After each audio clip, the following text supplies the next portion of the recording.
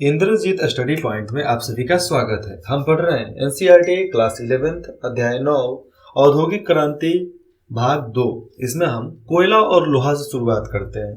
तो कोयला और लोहा उस समय 1700 और 1800 ईस्वी के करीब में लोहा और कोयला सबसे ज्यादा बेचे जाने वाले, व्यापार करने वाले, चाहे फैक्ट्रियों में जरूरत पड़ती थी। क्या है कि लोहा और कोयला ना हो तो बाकी सारा व्यापार खत्म, बाकी सब चीज खत्म, कुछ काम का नहीं रहता था। तो यहाँ पर आगे है, इंग्लैंड इस मामले में भाग्यशाली था कि वहां मशीनीकरण के काम आने वाली मुख्य सामग्री जो भी हो सकता है, तो मुख्य सामग्रियां कोयला और लोहा अयस्क बहुतायत से उपलब्ध थी। मतलब बहुत ज्यादा वहां पर ये सब पाए जाते थे। ठीक है। इसके अलावा वहां उद्योगों में काम आने वाली जितने भी फैक्ट्री है, वहां पर काम आने वाली खनिज, जैसे में देख लो सीसा, तांबा, रांगा।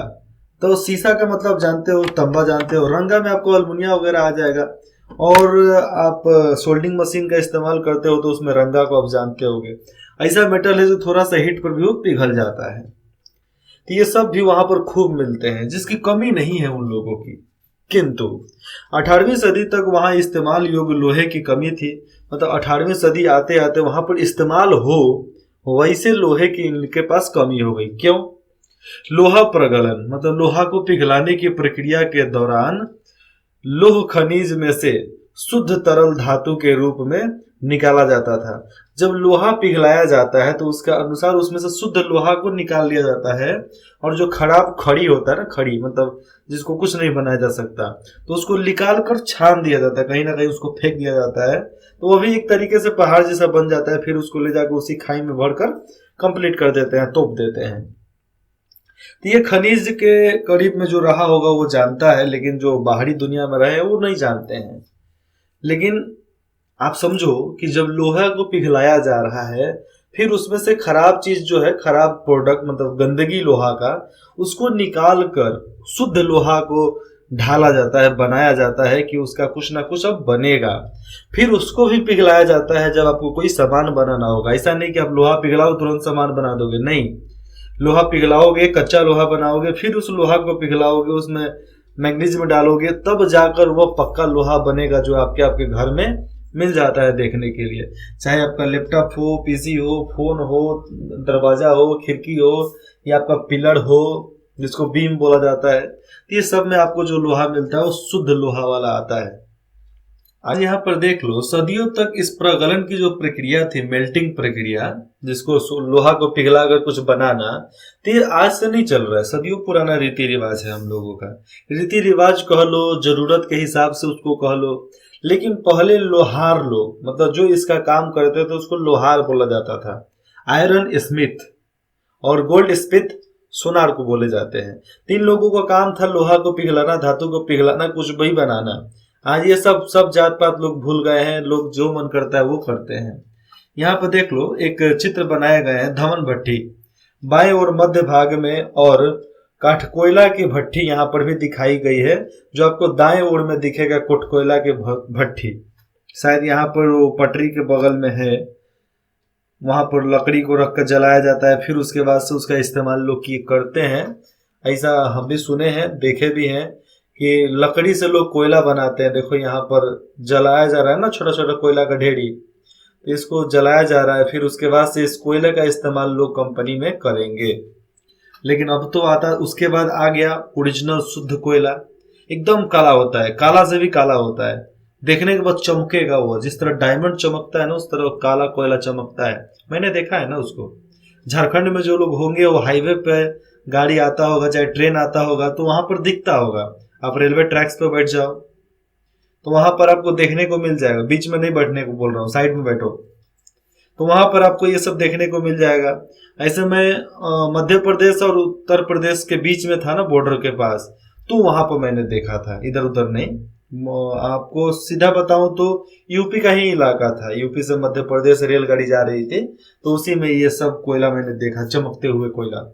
उतना नहीं जिस तरह बल्ब चमकता है, मतलब उतना कि रिफ्लेक्शन आए तो, लाइट आए तो रिफ्लेक्शन दे, लाइट आवे तो उसको फिर से रिप्लाई दे दे, तो उस तरह चमकता है ना जी, बस वैसा ही। तो जो ये प्रगलन की प्रक्रिया थी, सदियों से थी ही, और प्रकृति के लिए काठ कोयले, जिसको हम लोग चारकोल बोलते हैं।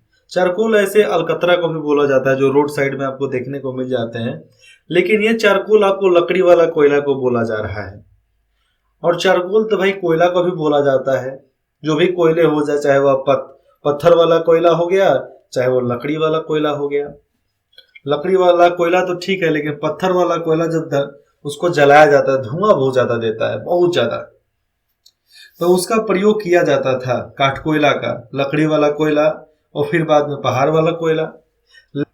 अब देखो कि ये जो चारकोल का इस्तेमाल लोग किया करते थे कोयले का, तो लेकिन इस कार्य की कई समस्याएं थी। अब कुछ ना कुछ होता है तो भैया कुछ खामियां तो उसकी होती ही है। काठकोयला लंबी दूरी तक ले जाने की प्रक्रिया में टूट जाता था, और टूट जाएगा तो अशुद्ध हो जाएगा, उतना अच्छा से जलेगा नहीं। और इसी की अशुद्धता के कारण घटिया किस्म के लोहे का ही उत्पादन होता था, केवल घटिया, अच्छा लोहा बनता नहीं था। यह पर्याप्त मात्रा में उपलब्ध भी नहीं था वहां पे, देखा जाए तो लोहा वहां पर उतना बढ़िया क्वालिटी में पर्याप्त भी नहीं था। लकड़ी के लिए जंगल काट लिए गए थे, और यह उच्च तापमान पैदा नहीं कर सकता था। सारे लकड़ी काट लिए गए थे, लेकिन लकड़ी उतना ज्यादा हीट पैदा नहीं कर पाता था, उतना ज्यादा हीट वहां पर नहीं उत्पन्न होता था। और जब हीट उत्पन्न नहीं होगा, गर्मी तापमान उत्पन्न नहीं होगा, तो लोहा ठीक से पिघलेगा नहीं। नहीं पिघलेगा तो आप कुछ भी कर लो, अच्छा लोहा आप बना ही नहीं सकते, अच्छा रॉड, अच्छा स्टील, अच्छा बीम आप दे ही नहीं सकते उसमें। आपके घर में जो स्टील लगा है, लोहा लगा है, पतला पतला लगा है, जब आप बड़े बड़े घर में जाओगे तो आपको बड़ा बड़ा बीम दिखेगा, लोहे का बीम। आपको जो पुराने पुल के सरिया में जो दिखता था ना, बड़ा बड़ा चकला चकला बीम, लोहे का चकटा पट्टा, वैसे ही पट्टा लोग दीवार में डालकर ढालते हैं कि घर मजबूत रहेगा।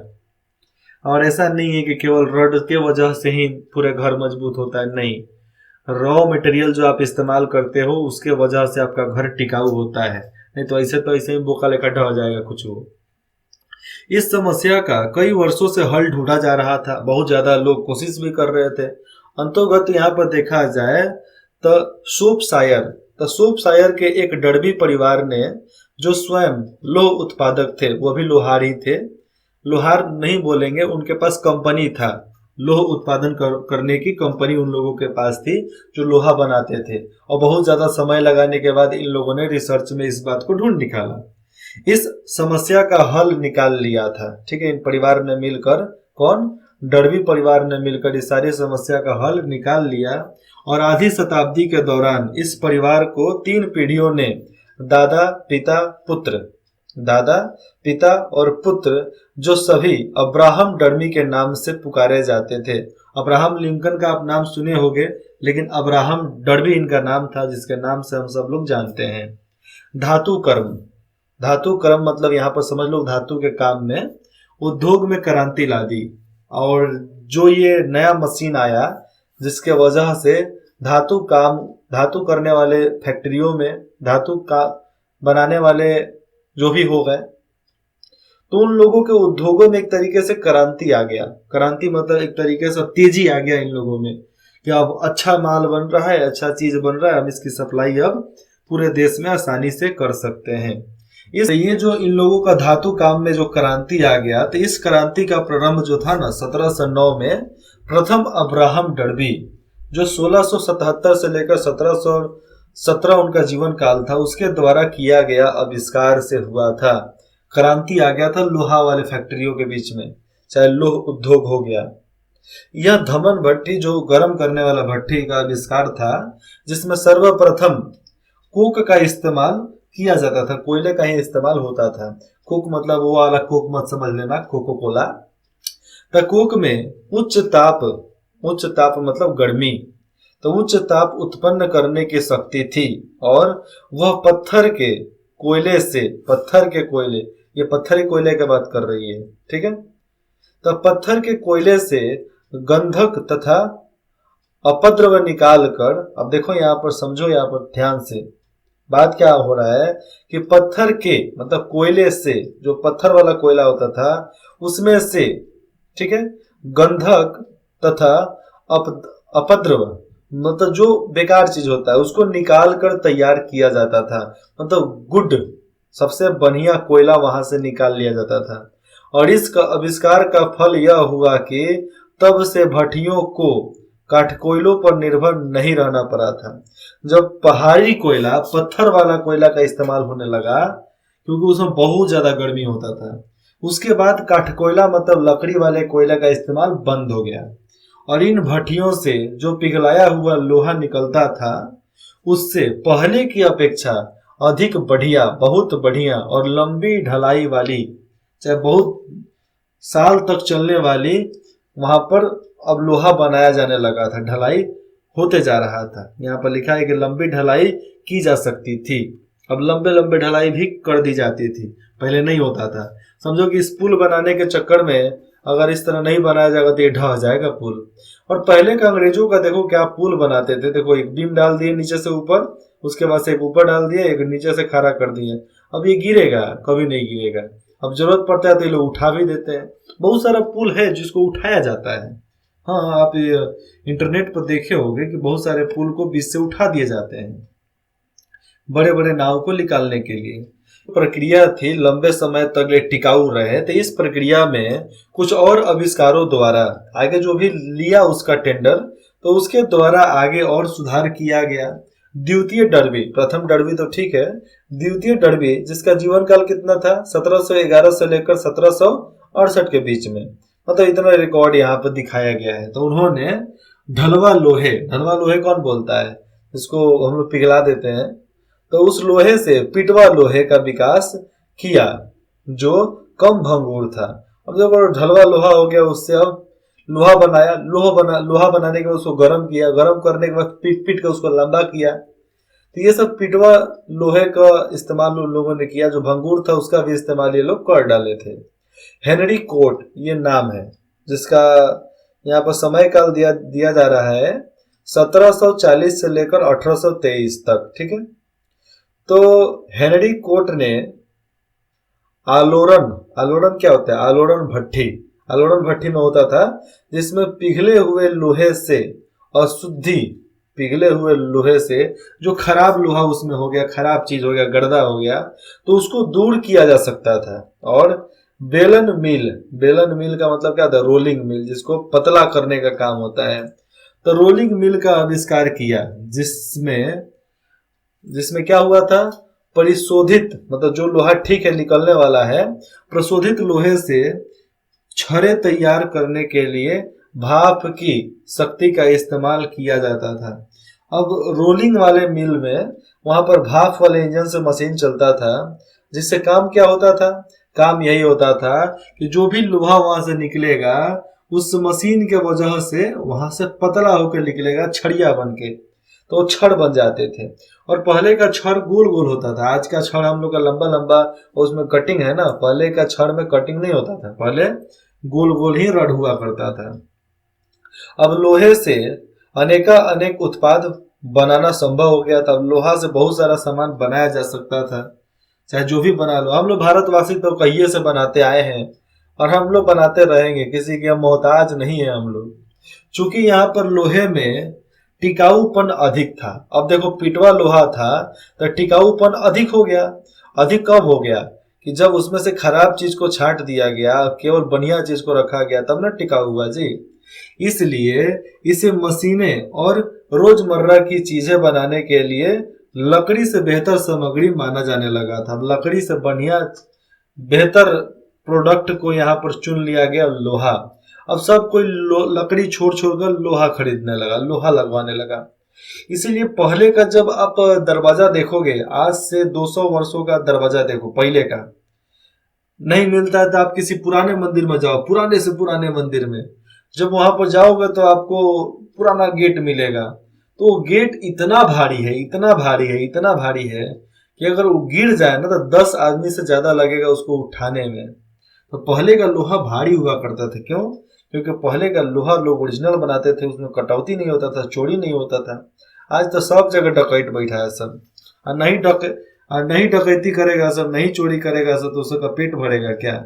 यहाँ पर लकड़ी की बात, तो लकड़ी तो जल या कट फट सकती थी, लोग लकड़ी तो कट जाएगा, जल जाएगा, लेकिन लोहे के भौतिक और रासायनिक गुण जो उसका गुण धर्म होता है लोहे का, चाहे भौतिक हो गया चाहे रासायनिक हो गया, उसको नियंत्रित किया जा सकता था।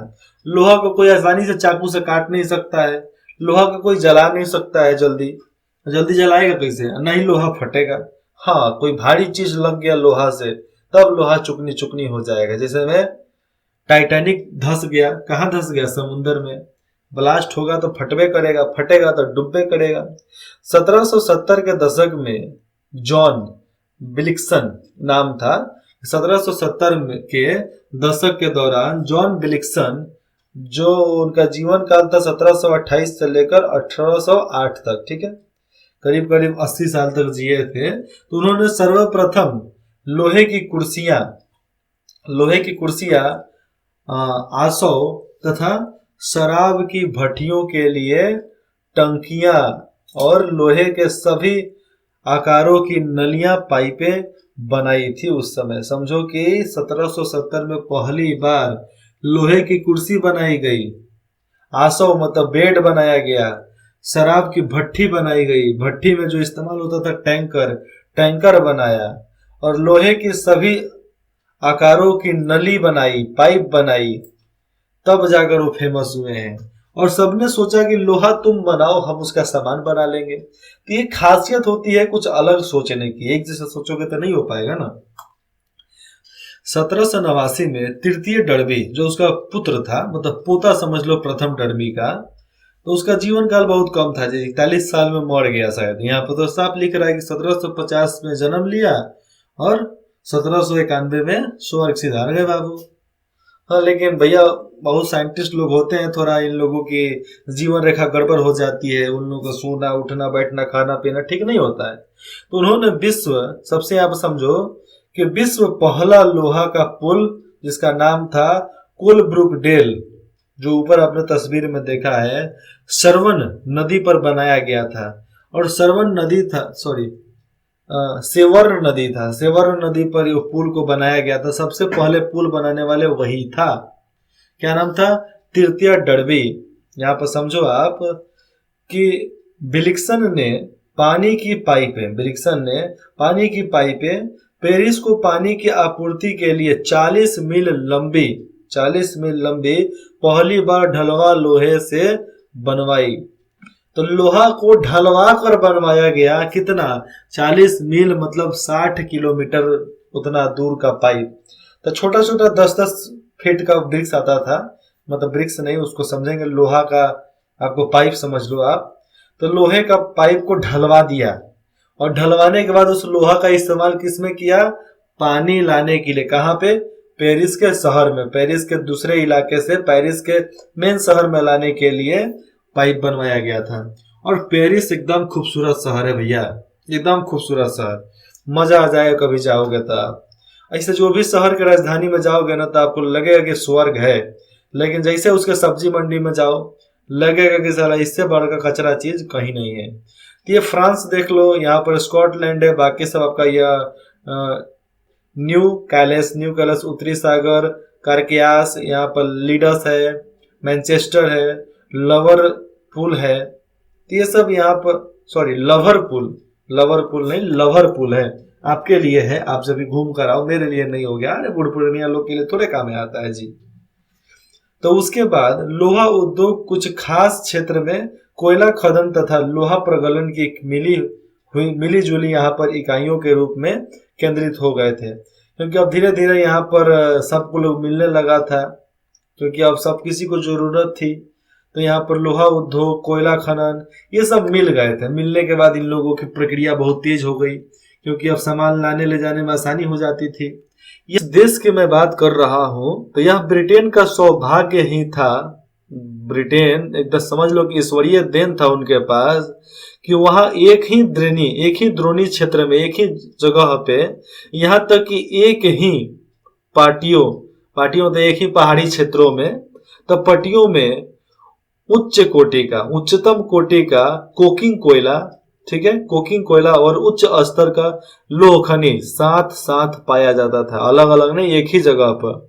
और ये जो द्रोणी क्षेत्र जो था ना, तो द्रोणी क्षेत्र पतनों के पास ही थे, इसीलिए कोई दिक्कत नहीं था। ये दोनों क्षेत्र से सामान को लाया जाता था, बनाकर तुरंत मार्केट में सप्लाई हो जाता था, कोई दिक्कत नहीं है।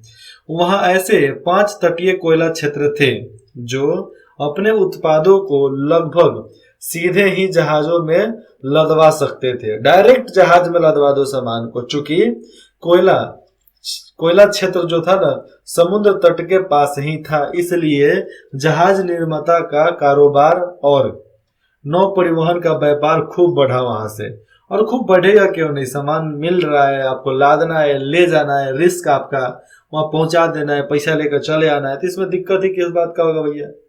तो दिक्कत कुछ नहीं था, ये लोग बहुत बढ़िया मोटा मोटा पैसा उस समय कमाए लोग वहां से।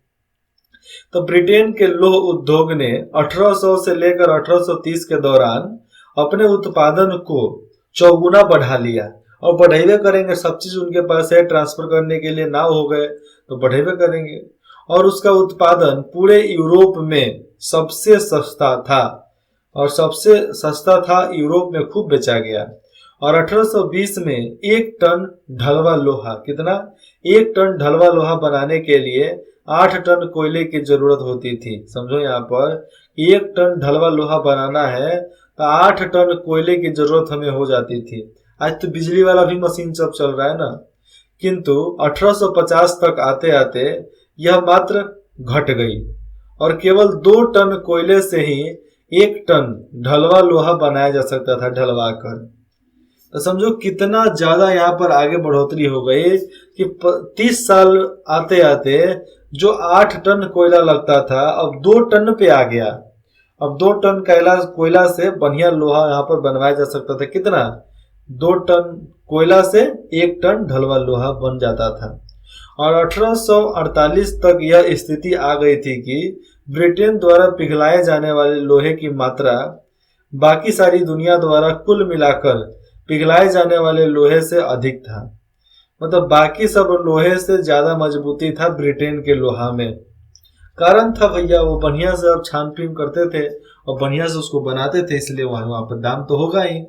कपास की कताई और बुनाई, कपास की कताई में समझ लो आपकी कपड़ा, पहले रुई, तो रुई से धागा बनेगा, धागा से कपड़ा बनेगा, कपड़ा के बाद उसकी बुनाई होगी, बुनाई के बाद छपाई होगी, छपाई के बाद रंगाई होगी, रंगाई के बाद आपको मार्केट में उसको धोया जाएगा, धोकर सेल कर दिया जाएगा आपको मार्केट में। ये अब यहाँ पर देखो आपके ब्रिटेन हमेशा ऊन और सन, सन का मतलब लीनन बनाने के लिए उसका इस्तेमाल किया जाता था। तो ब्रिटेन हमेशा ऊन और सन से कपड़ा बुना करते थे, केवल ऊन से बुनेंगे नहीं तो सन से बुनेंगे, ठीक है। 17वीं शताब्दी से इंग्लैंड भारत से बड़ी लागत में बहुत बड़का खप मतलब जहाजों की जहाज वहां से सूती कपड़े की गांठों का आयात करता था। भारत से सूती कपड़ा का गट्ठर वहां पर मंगाता था। कहां पर, इंग्लैंड में। क्यों, क्योंकि उनको जरूरत थी हमारे गट्ठे की, वो लोग कपड़ा बेचते थे, खरीदते थे, और वही कपड़ा सिल साल के भेजेंगे, हमारे लोग पहनेंगे सस्ते में। ये हमारे लोगों की बेवकूफी थी। अरे भैया मेरा ट्रेंड तुम अपना रहे हो तो हम तुम्हारा ट्रेंड काहे अपनाएंगे, हम खुद मालिक हैं अपने ट्रेंड के, हम अपने ट्रेंड को खुद ले चलेंगे आगे। लेकिन जब भारत के हिस्सों पर ईस्ट इंडिया कंपनी का राजनीतिक नियंत्रण स्थापित हो गया था, जब ईस्ट इंडिया कंपनी आ गई, तब इंग्लैंड ने कपड़े के साथ साथ कच्चे कपास, जिसको रुई बोलते हैं, उसका आयात करना भी शुरू कर दिया था, जिसकी इंग्लैंड में आने पर कताई की जाती थी और उसके बाद उसे कपड़ा बुना जाता था और फिर वही कपड़ा पूरे बाजार में बेचे जाते थे। 18वीं सदी के शुरुआती वर्षों से ही कताई का काम इतने धीरे तरीका से चलने लगा, इतना धीमा गति हो गया कि मेहनत से किया जाता था, बहुत ज्यादा मेहनत से। और यहाँ पर समझो कि एक बुनकर को व्यस्त रखने के लिए आवश्यक धागा काटने के लिए 10 काटने वालों को रखना पड़ता था, ठीक है। और अधिकतर स्त्रियां ही होती थी। सिपनर, जिनसे अंग्रेजी भाषा में प्रयुक्त शब्द सिम्पंस्टर उसको बोलते हैं, थोड़ा मेरी इंग्लिश कमजोर है ना, तो सिम्पंस्टर बना है। उसके बाद एक मशीन बना और उसकी जरूरत पड़ती थी हर लोगों को, इसलिए चरखा का नाम सुने होंगे ना, तो चरखा का इस्तेमाल लोग करते थे धागा बनाने के लिए, सूत काटने के लिए, ठीक है। क्या चीज, सूत काटने के लिए, जिसको धागा बनाने का अर्थ होता है उसका। तो काटने वाले दिन भर कताई के काम में लगे रहते थे और बुनकर बुनाई के लिए धागे का इंतजाम करते रहते थे। उसका इंतजार करेंगे, धागा बने कर आएगा तब ना उसका इस्तेमाल करेंगे। तो इंतजार में समय बर्बाद कर देते थे। लेकिन प्रौद्योगिकी के क्षेत्र में अनेक आविष्कार हो जाने के बाद यहाँ पर जो भी कच्ची रुई था ना, तो कच्ची रुई को काट कर उसका धागा बनाने और उससे कपड़ा बनाने की रफ्तार के बीच पहले जो अंतर था वह खत्म करने में सफलता मिल गई थी। जब समय लगता था वो समय अब कम हो गया, क्योंकि अब सब काम मशीन से चालू हो गया था। और इस कार्य को और अधिक कुशलता पूर्वक करने के लिए, बहुत बढ़िया से करने के लिए उत्पादन का काम धीरे धीरे कताईगारों और बुनकरों के घरों से हटकर फैक्ट्रियों यानी कारखानों में चल गया। अब घर से इधर उधर से नहीं, अब लोग डायरेक्ट कारखाना में जाते थे, वहीं पर काम करते थे। सब चीज अब कारखाने में होगा, बैठ कर एक जगह पर, इधर उधर टंगड़ी नहीं लड़ाने का। ये जो है आपको पढ़ने की जरूरत ज्यादा खास है नहीं, क्योंकि उतना भी इसका जरूरत नहीं पड़ता है। आपके पास किताब होगा तो आप जरूर इसको पढ़ लेना। तो मानचित्र 2 में आपको स्कॉटलैंड, ये ग्लासगो, ये सब यहाँ पर देश का नाम दिया गया है, जहाँ पर ये सब सूती वस्त्र का उत्पादन होता था। ये जहाँ पर लाल टिक है, यहाँ पर कंपनी होगा जहाँ पर सूती कपड़ा बनता था। और 1780 के दशक से कपास उद्योग कई रूपों में यहाँ पर क्या हुआ, ब्रिटिश औद्योगिकरण का प्रतीक बन गया। और ब्रिटिश लोग इसी की वजह से फले फूले और हम लोगों को बर्बाद कर दिए, नशीली पदार्थ का आदत लगाकर चले गए। 2 आदत बताता हूँ, शराब और गुटखा, जिसको खैनी बोलते हैं। और इस उद्योग की 2 प्रमुख विशेषताएं थी जो अन्य उद्योगों में भी दिखाई पड़ती थी। कच्चे माल के रूप में आवश्यक कपास, कच्चे माल के रूप में हमें क्या चाहिए, कपास चाहिए। कपास नहीं होगा धागा कैसे बनेगा, धागा नहीं बनेगा कपड़ा कैसे बिनाएगा, कपड़ा नहीं बिनाएगा तो कपड़ा बनेगा कैसे, सिलाएगा कैसे। तो ये सब कारण था। तो आवश्यक कपास संपूर्ण रूप से आयात करना पड़ता था। किसको, ब्रिटेन को, इंग्लैंड को। कहां से, भारत से। और जब उससे कपास तैयार हो जाता था, जब वो उसको कपास मिल जाएगा तो उसका अधिकांश भाग बाहर निर्यात किया जाता था। जो भी यहाँ पर बनेगा बाहर, वहां पर हम लोग दे देंगे, निर्यात कर देंगे दूसरे जगह पर। और वो लोग क्या करेंगे, आयात करेंगे, मतलब हमारे तरफ से वो मंगाकर खरीद लेंगे। निर्यात का मतलब होता है बेचना किसी दूसरे के देश में, आयात का मतलब किसी दूसरे देश से हमें खरीदना, याद रहेगा। और इस संपूर्ण प्रक्रिया के लिए इंग्लैंड के पास अपने उपनिवेश होना जरूरी था, जिससे कि इन उपनिवेशों से कच्ची कपास भरपूर मात्रा में मंगाई जा सके, ठीक है। और फिर इंग्लैंड में उससे कपड़ा बनाकर उन्हीं उपनिवेशों के बाजार में बेचे जाते थे। अब देखो, वही धागा का कपड़ा बनाकर उसी के बाजार में बेच दिए जाते थे। और जो जहाज जाता था वो उधर से कपड़ा भी लाद कर लाता था कि भैया हम भी बेचेंगे कपड़ा, भारत में आकर कपड़ा बेचेंगे। भारत में जैसे आया, नाव खुला, सारे कंपनी के वहां पर हेड ऑफ द डिपार्टमेंट बैठे हैं, मेरे को दे दो, मेरे को दे दो, मेरे को दे दो, इतना बोली बोलकर वहां सारा सामान उठाकर ले गए। आज जब लेकर चले जाते हैं तब इन लोगों को बहुत दिक्कत होता था बेचने में। बेचते माल सध जाता था, फिर अगला खेप आएगा फिर लेंगे, फिर माल सध जाएगा फिर लेंगे। और पहले का लोग स्वदेशी पर भरोसा करते थे, लेकिन धीरे धीरे चस्का लगता है, भैया जबान का चस्का है, मीठा खाने के लिए बोलबे करता है, चटपटा खाने के लिए बोलबे करता है। मुझे भी बोल रहा है लेकिन कल सुबह खाएंगे।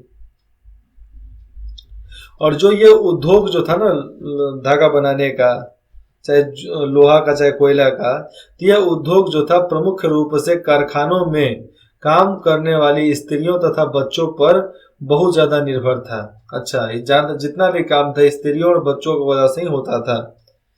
और इससे औद्योगिकरण के प्रारंभिक काल के दौरान, औद्योगिकरण जब शुरुआत हुआ था तो शुरुआती काल के दौरान ही क्या हुआ था, प्रारंभिक काल की घिनौनी तस्वीर सामने आती है। उसी के दौरान एक घिनौनी तस्वीर सामने आती है जिसका वर्णन आगे किया गया है। भाप की शक्ति आगे किया गया, मतलब इस लाल बक्से में किया गया है, इधर उधर नहीं किया जा सकता। जो भी वर्णन होगा लाल बक्स में ही होगा।